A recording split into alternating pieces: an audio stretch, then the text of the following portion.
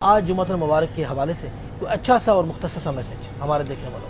اعوذ باللہ من الشیطان الرجیم. یہ جمعہ جو ہے وہ دنوں کا سردار ہے. الرحمن الرحیم. جی بالکل. جمعے کا دن ایک ایسا دن ہے کہ فرمایا گیا کہ جس شخص کو نہیں جا سکتا پاک نبی کے دربار میں، اس کے لیے جمعے کا دن عید کا دن ہے.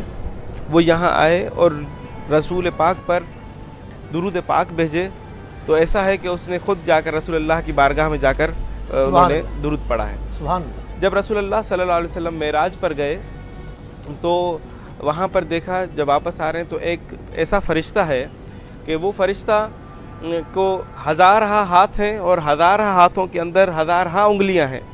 رسول اللہ نے انہیں دیکھا اور ان سے پوچھا کہ بھائی آپ کیا کرتے ہیں، اتنے آپ کے ہاتھ ہیں، اتنی انگلیاں؟ تو وہ کہنے لگے کہ کائنات میں جو کچھ بھی ہو رہا ہے، حتیٰ کہ جو بارش بھی برس رہی ہے، میرے پاس ایک ایک چیز کا اس کا حساب موجود ہے. واہ واہ. میں ان انگلیوں سے اس کا حساب کرتا ہوں. پاک نبی نے پوچھا کہ کبھی تمہیں کوئی مشکل پیش آئی ہے کسی حساب کرنے میں؟ کہا ہاں یا رسول اللہ بالکل آتی ہے. ایک حساب ایسا ہے، دو ایسے حساب ہیں جن کا میں حساب نہیں کر سکتا ہوں. کہا کون سا؟ کہا ایک تو وہ کہ جب مومنین نماز با جماعت میں کھڑے ہو جاتے ہیں تو وہ جماعت کا جو ثواب ہے میں اس کو گن نہیں سکتا ہوں. واہ واہ سبحان اللہ. اور دوسرا یہ کہ جب کوئی آپ پر اور آپ کی آل پاک پر درود بھیجتا ہے میں اس کا ثواب جو ہے کاؤنٹ نہیں کر سکتا ہوں. اللہ اکبر. تو یہ ایسے ثواب ہیں جو کہ اللہ کے فرشتوں سے بھی کاؤنٹ نہیں ہو سکتے. ہمیں چاہیے کہ ہم جس طرح اللہ نے قرآن مجید میں کہا کہ اس طریقے سے درود بھیجو جس طرح ابراہیم اور ان کی آل پر درود بھیجا جاتا ہے. ٹھیک ہے، تو ہم پاک نبی پر اسی طریقے سے درود بھیجتے ہیں. اللہم صلی علی محمد و آل محمد. پروردگار عالم محمد اور اس کی آل پر رحمت نازل فرما. سوال کسی نے پوچھنے والے نے پوچھا کہ یا رسول اللہ آپ اور آپ کی آل کو تو ضرورت ہی نہیں ہے کسی درود و سلام کی، آپ تو رحمت سے بھرے ہوئے ہیں. ہم دوبارہ سے آپ ہی کو بھیج رہے ہوتے ہیں کہ پروردگار محمد مصطفیٰ صلی اللہ علیہ وسلم اور ان کی آل پر رحمت نازل فرما.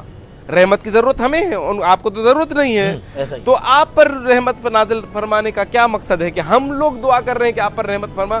تو کیا خوب جواب دیا. کہا پانی کا کاسا بھر کے آؤ. پانی کا کاسا بھر کے جب آئے کہا اس میں مزید پانی ڈالو. جب مزید پانی ڈالا تو وہ پانی اڈھل کے نیچے گر گیا. کہا ہمارے پاس بھی رحمت اسی طرح ہے، ہم رحمت سے بھرے ہوئے ہیں.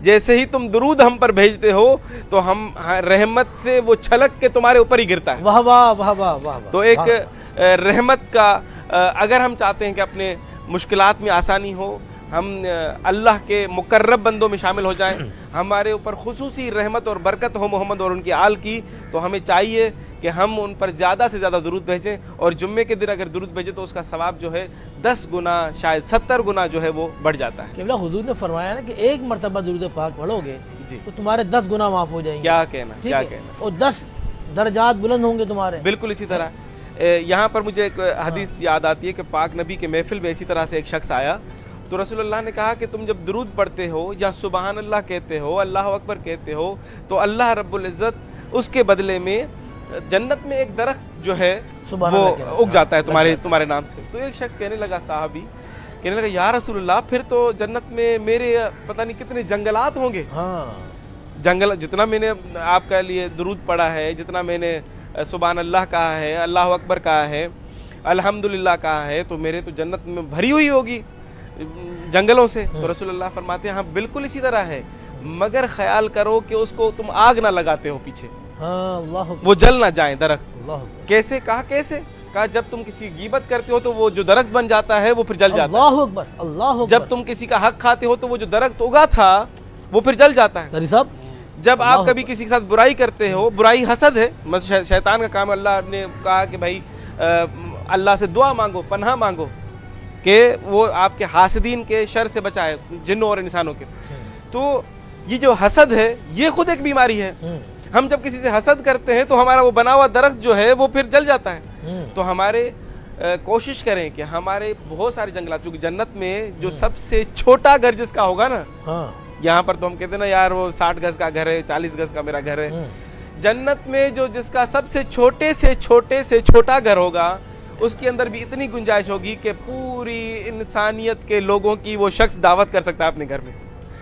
ٹھیک ہے، تو ہمیں جنت کے فیوزات اور برکات جو بھی ہمیں حاصل ہونے ہیں ہم کوشش کریں کہ ان کو محفوظ رکھیں، ان کو جلا نہ دیں۔ ماشاء اللہ سبحان اللہ۔